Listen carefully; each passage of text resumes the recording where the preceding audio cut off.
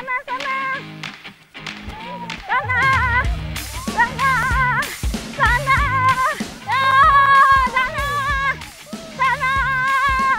Masih dari Lebak Banten, induk-induk zoofilan ini akan kita giring ke kandang umbaran.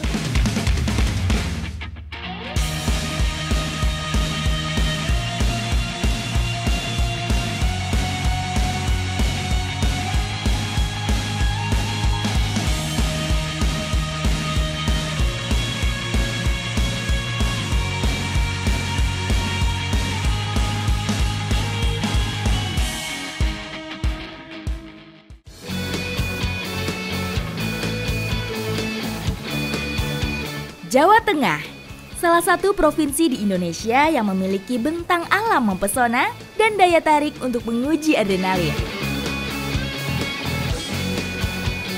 Nggak lengkap dong kalau udah sampai ke Jawa Tengah, tapi nggak nyobain arus sungainya.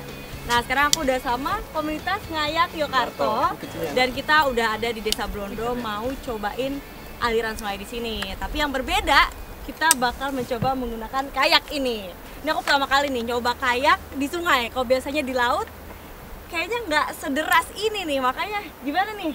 Agak-agak creepy sih. Creepy. Agak-agak Oke, creepy. baik. Dan ini yang udah pasti semua aktivitas nomor satu itu safety. Kita ada pelampungnya, ada helm, ada juga Spray deck. spray deck. Nah ini fungsinya adalah untuk menutup si kayaknya, ya. Bolongan kayaknya biar airnya nggak masuk. Sebelum mengarungi sungai, orientasi medan sangat diperlukan untuk mengetahui karakter sungai. Oke, pegangkan dulu. Sekarang kita tanya. Coba kamu balikin kayaknya pakai pinggang. Itu pakai badan. Coba pakai pinggang. Nah, ketika kamu nanti kebalik di jeram, nggak ada pegangan kamu seperti itu. Ada! Nah, kayak gitulah. Berat ya ternyata. Iya. Baik. Jadi yang tadi yang awal tuh, itu melatih pinggangnya. Oh, jadi kebalik, balikin badannya itu nggak boleh Pakai- pakai tangan, nggak boleh nggak pakai pakai badan, badan, tapi tapi justru pakai pakai pinggang pinggang. doang. Nah. Nih sekarang kita mau cobain roll. Ini safety-nya kalau kayaknya kebalik. Jadi kita harus cepet-cepet tarik nih. Oke. Si spray Back. deck-nya. Oke. 1, tarik nafas. 2, Ya. 3. Tarik. Tarik. Siap.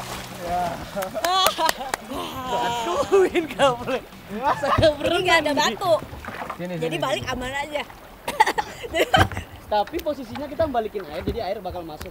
Ya, cuman yang nggak enaknya adalah karena kebalik, airnya masuk ke hidung dan ini perih. Adrenalin mulai terpacu mendengar derasnya arus sungai ini.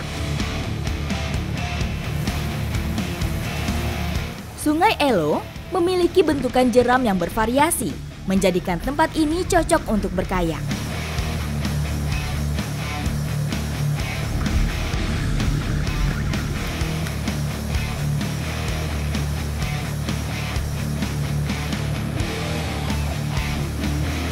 Ini karena tadi aku tuh baru pertama kali banget, jadi aku tadi masih berusaha buat ngedorong si kayaknya keluar dari batu, tapi ternyata nggak bisa. Jadi mau nggak mau aku harus tarik spray deck-nya untuk keluar.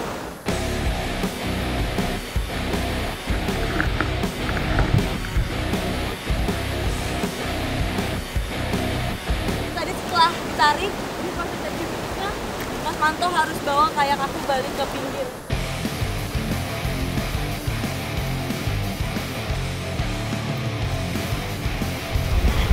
Ini karena tadi kebalik, jadi kayaknya penuh air, harus dikosongin dulu airnya dengan cara seperti ini.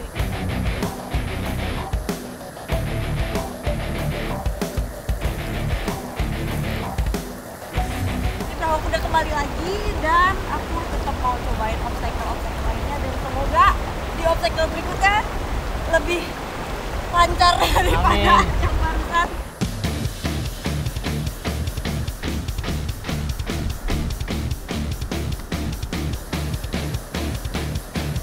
Jadi di depan bakal ada obstacle yang jauh lebih parah dari yang tadi karena ada beda elevasi. Jadi dia bakal terjun gitu ya Mas ya? Nggak terjun, cuma agak gradiennya agak miringnya lebih tinggi. Miringnya lebih tinggi.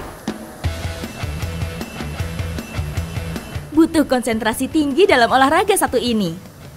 jeram dan bebatuannya menjadi tantangan tersendiri.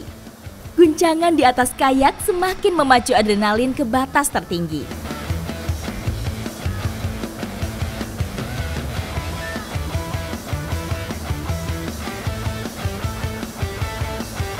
Jadi tadi sebenarnya pas di obstacle aku udah berhasil di turunannya ya. Iya, Tapi pas di bawah nabrak ke tebingnya, nah itu salahnya. Harusnya aku langsung dayung sama kayak. Jadi makanya pas habis nabrak aku balik lagi. Olahraga kayak atau kayaking mirip dengan kano, tapi perahu kayak memiliki dek tertutup. Olahraga ini mengandalkan kedua tangan untuk mendayung kayak. Kayak pertama kali dimainkan di Alaska dengan bahan berupa kayu. Hingga pada tahun 1984, untuk pertama kalinya kayak berbahan plastik diluncurkan ke publik. Setelah hampir 2 jam mengarungi sungai, kami pun sampai. Dan akhirnya kita sampai di garis finish. Dan ternyata walaupun awalnya deg-degan karena emang baru tadi banget diajarin, tapi setelah melakukan seru banget dan pasti bakal coba lagi. Yo iya Pak J. Thank you banget. Pak J. Cos. Cos itu dong. Thank you. Nah di sini aku masih mau melanjutkan aktivitas lain di Sungai Elo masih. Ikuti jejak saya. Jejak petualang.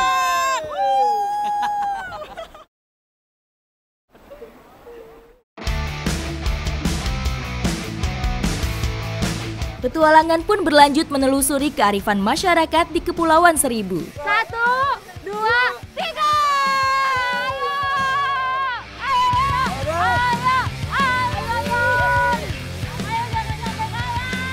Wah, ibu-ibu di sini energik sekali. Berapa? Lagunya kok sampahnya itu goyang-goyang malah makin api. Aduh.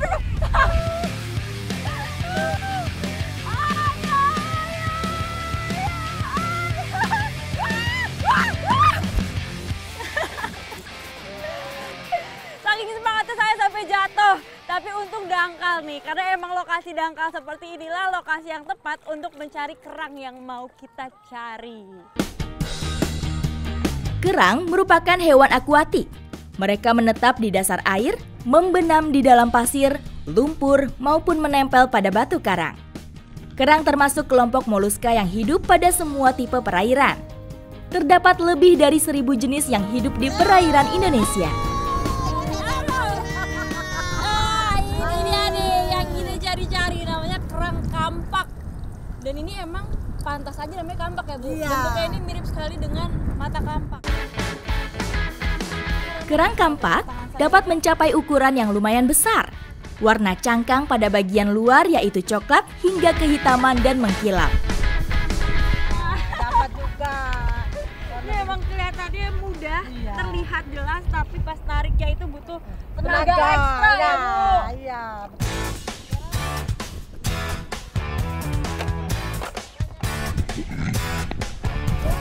Nah ini emang waktu yang paling tepat untuk mencari kerang kampak, yaitu di saat air surut seperti ini.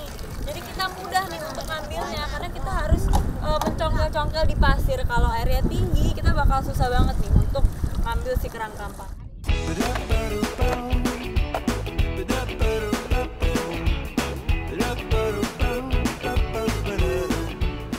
Berarti kita habis benang-benang masak kali ya Bu? Iya. Apa nih Bu yang dimasak Bu? Itu apa? Kampak-kampak. Kampaknya kita masak? Iya. Nah bisa ikuti jejak saya, jejak petualang.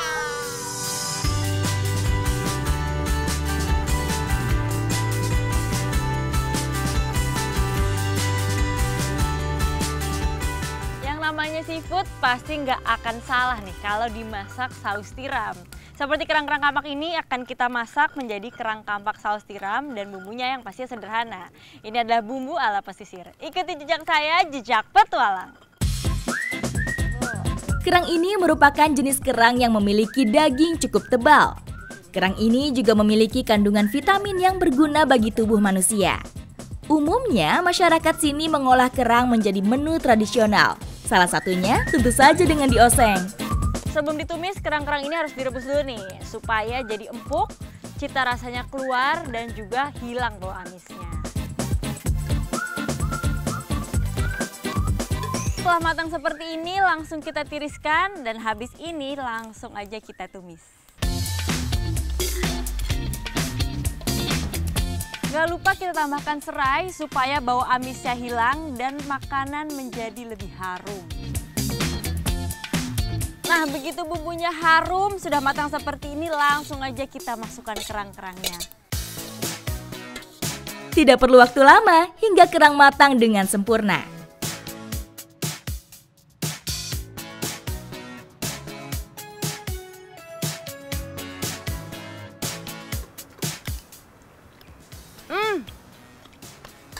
Ini tekstur dagingnya lembut, ditambah bumbunya ini meresap ya Bu. Terasa sekali nikmat dan juga ada aroma harum dari serehnya. Jadi ini benar-benar mantap, surantap. Wah ya Bu? Wow. Kerang mengandung zat besi yang penting untuk membentuk hemoglobin, yaitu protein khusus yang bertugas untuk membawa oksigen dalam darah ke seluruh tubuh. Walaupun enak dan sehat, tapi tetap nih kita dalam memanfaatkannya harus baik. Nggak boleh ambil berlebih, kita cukup ambil secukupnya aja. Ikuti jejak saya, jejak petualang.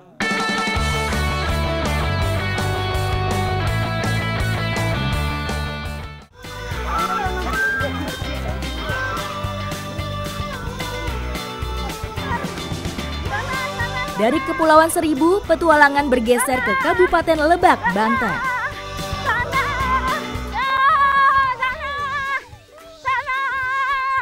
Masih dari Lebak, Banten, induk-induk soal pilihan ini akan kita giring ke kandang umbaran. Ikuti jejak saya, jejak petualang.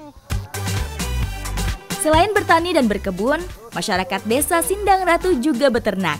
Salah satunya unggas. Pada waktu tertentu, angsa atau soang dilepaskan begitu saja, lalu digiring kembali ke kandang umbaran. Nah ini kita juga harus hati-hati nih menggiringnya, karena si soang ini terkenal sebagai hewan yang agresif. Kalau salah-salah bisa-bisa kita disosor, dan kalau udah disosor itu sakit sekali. Angsa merupakan jenis unggas yang bisa diumbarkan dengan memanfaatkan lahan kosong. Biasanya, kandang angsa memerlukan ukuran yang cukup luas, karena memang angsa lebih suka diumbarkan dibandingkan dengan dikandangkan.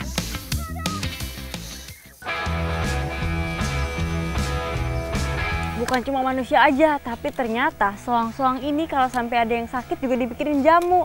Nah kebetulan banget nih, ada yang lagi kurang sehat, makanya kita bikinin jamunya. Ini terbuat dari daun pepaya yang dicampur dengan sedikit air.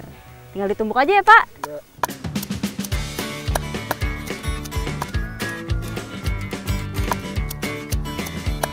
Yuk, mana yang sakit dibawa ke sini soangnya.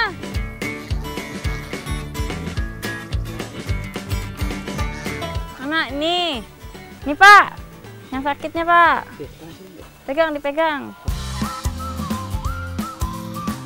Nah, begini nih caranya pengobatan tradisional. Nanti langsung diminumin aja ya Pak.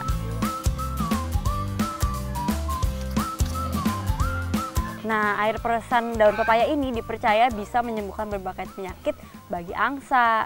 Cepat sembuh ya!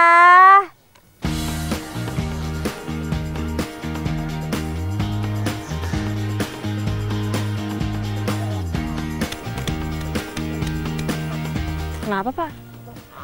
Lepas Bu. Lepas? Wah ternyata katanya ada yang lepas. Saya mau ikut kejar. Pak, punten ya Pak!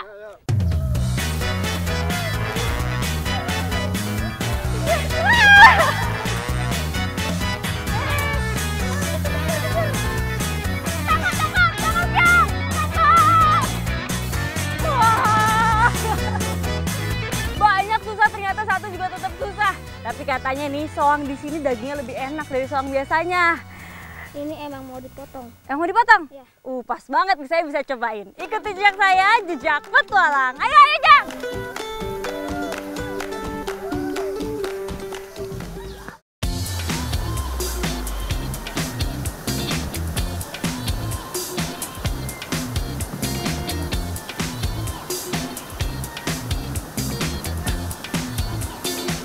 Ada yang unik nih di sini. Jadi setiap anak yang baru dihitan akan dihadiahi sepasang hewan ternak. baik itu mamalia maupun unggas. Nah Evan, 2 tahun yang lalu Evan dihadiahi soang, dan karena dirawat dengan baik, soangnya pun berkembang biak. Dan Evan ini baru aja naik kelas. Makanya salah satu dari soang yang sudah berkembang biak ini dijadikan sebagai hidangan syukuran.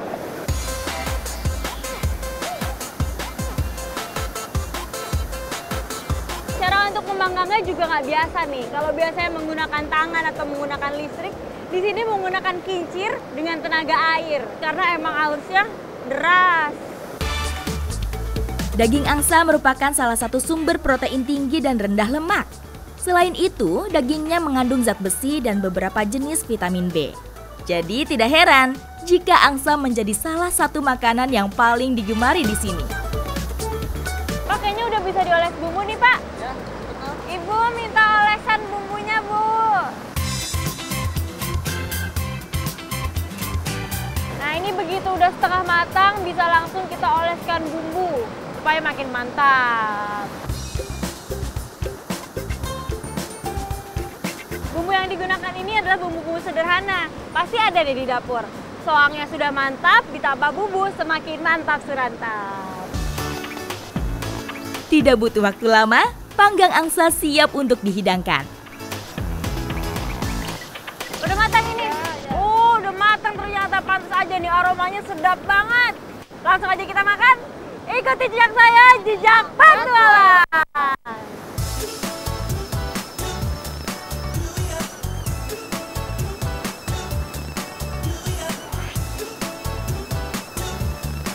Setelah angsa ini matang, akan dijadikan sebagai hidangan syukuran dan pastinya disantap bersama-sama. Nah, setelah berdoa, karena ini adalah syukurannya Evan, Evan lah yang mendapatkan potongan pertama. Dah, silahkan Evan ambil.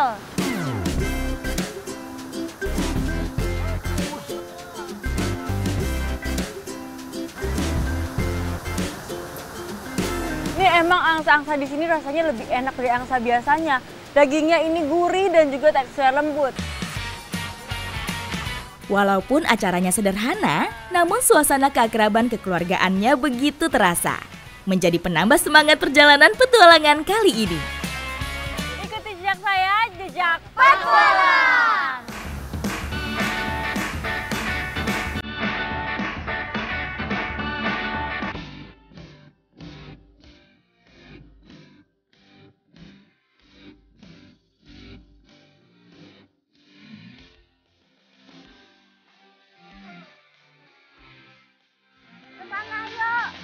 Masuk air, mandi,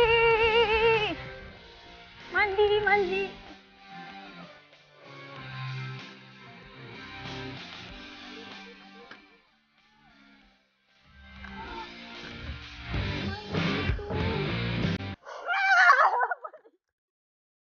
Ya ampun, suruh mandi aja susah. Ini juga. Ini disuruh mandi malah pada ngambek sama saya.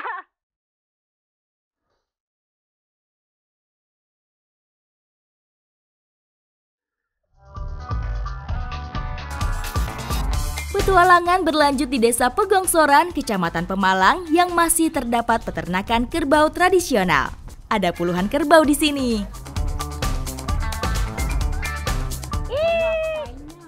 Iya. Ayo keluar. Kok nggak mau keluar? Ayo. Tidak usah malu-malu. Ya.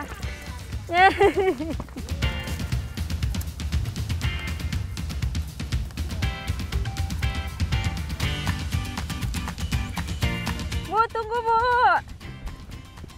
Desa Pegongsoran merupakan salah satu kampung kerbau yang ada di Pemalang. Nah, makanya setiap kali menggembala jumlah kerbaunya ada banyak sekali. Saya mau ikutan, ikuti jejak saya, jejak petualang. Sebagian warga Desa Pegongsoran adalah peternak kerbau sebagai mata pencaharian. Dalam sehari, kerbau 2 kali dilepas dari kandang untuk merumput dan berendam. Kegiatan ini untuk menjaga produktivitas dan kesehatan kerbau.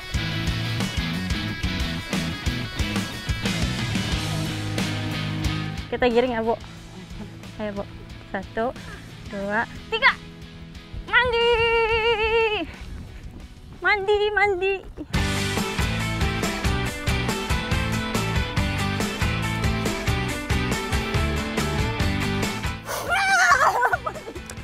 Ini juga. Ini disuruh mandi, malah pada ngambek sama saya. Mandi dong. Saya aja udah mandi.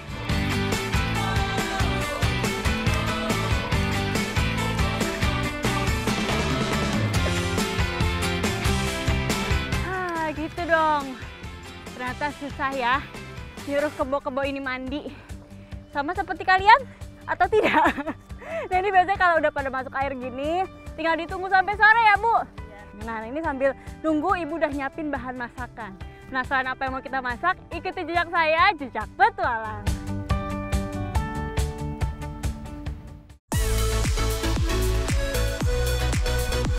Menjelajahi kenikmatan salah satu kuliner Jawa Tengah yaitu nasi grombyang. Menjadi salah satu makanan khas yang wajib dicicipi ketika berkunjung ke Pemalang. Nah ini dia yang menarik dari masakan yang akan kita buat ini. Rempah-rempahnya lengkap banget. Mulai dari ketumbar, lada, jinten, terus ini apa namanya? Kapulaga, pala, sampai nah ini nih yang saya baru lihat namanya kelabet. Nih ya Bu.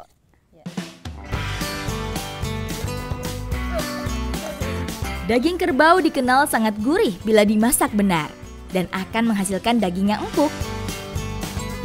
Udah panas Bu minyaknya? Udah langsung masukin ya Bu. Ya. Kita tumis sampai kering.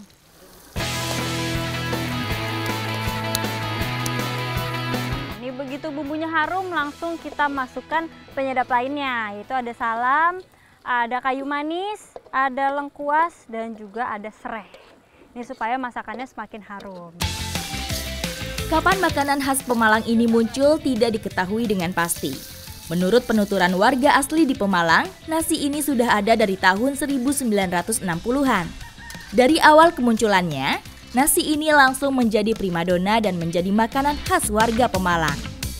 Nah ini begitu semua bumbunya tercampur, sudah harum, kita masukkan daging kerbaunya yang sudah direbus supaya lebih empuk ya Bu. Makanan yang kaya kuah ini memang menjadi makanan yang khas. Sekilas, nasi grombyang ini mirip soto atau rawon. Dengan bahan dasar bumbunya juga menggunakan kluwek. Kalau dari aromanya mirip sekali dengan kari Jepang. Sedangkan kalau tampilannya mirip rawon ya Bu. Ayo Bu makan.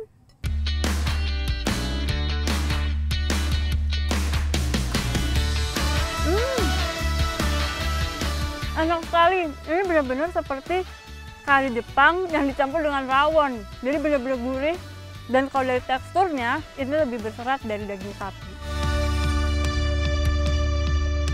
Wah, saya beruntung sekali nih bisa nyobain grombyang kerbau. Karena grombyang ini biasanya dimasak pada momen-momen spesial. Ikuti jejak saya, Jejak Petualang.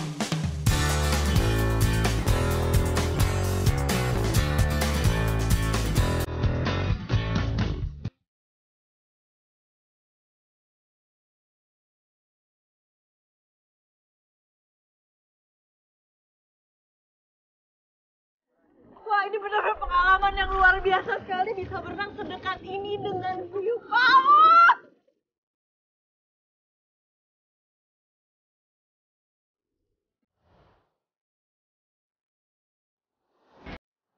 Dari tanah Jawa, cerita petualangan bergeser ke wilayah perairan Gorontalo. Batu Berani adalah spot yang sangat strategis untuk berjumpa dengan whale shark atau hiu paus. Dan yang unik, ini jaraknya dekat sekali dari daratan. Hari ini saya akan melakukan monitoring dan juga pendataan bersama Bang Fahri. Ikuti jejak saya, Jejak Petualang.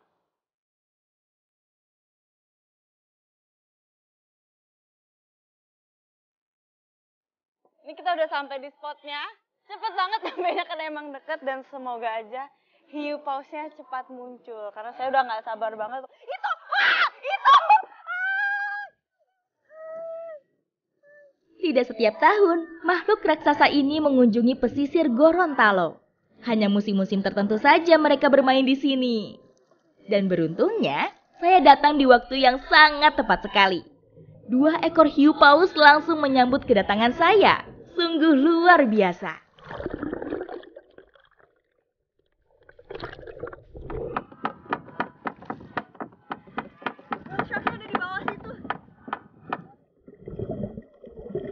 Hewan besar ini masih termasuk jenis ikan dan bukan masuk kategori mamalia seperti paus yang lainnya. Gorano bintang ini memang biasa ditemukan di perairan yang berada di garis khatulistiwa yang berhawa tropis. Keren banget.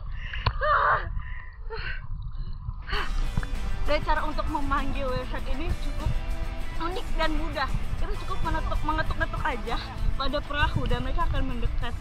Aduh, saya beruntung sekali bisa ketemu whale shark, ketemu hiu paus 2 sekaligus.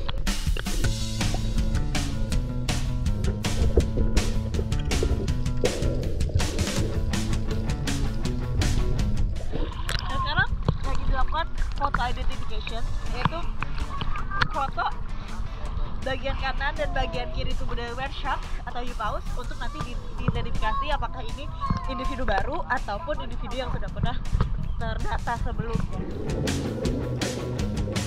Foto identifikasi juga dilakukan untuk mendata bintik-bintik lingkaran putih kekuningan pada tubuhnya. Karena tanda tersebut dapat dijadikan salah satu identitas untuk membedakan antar individu. Sama halnya dengan sidik jari pada tangan manusia. Jadi kalau lihat dari ukurannya, whale shark ini adalah whale shark umur remaja. Itu panjangnya sekitar 6 sampai 8 meter. Hiu paus memang tercatat sebagai salah satu ikan terbesar di dunia. Ukurannya bisa mencapai 12 hingga 15 meter dan dengan berat mencapai 15 ton. Nah, kan udah dilakukan foto identification bagian kanan dan kiri badan dari hiu pausnya. Dan kita tetap, walaupun kita bisa berenang segini dekat dengan whale shark, tetap kita harus menjaga kelestarian. Hiu paus memang termasuk ikan yang cara makannya dengan filter feeder. Ia akan menyedot plankton ataupun krustasea kecil yang menjadi favoritnya. Wah, ini benar-benar pengalaman yang luar biasa sekali bisa berenang sedekat ini dengan hiu paus.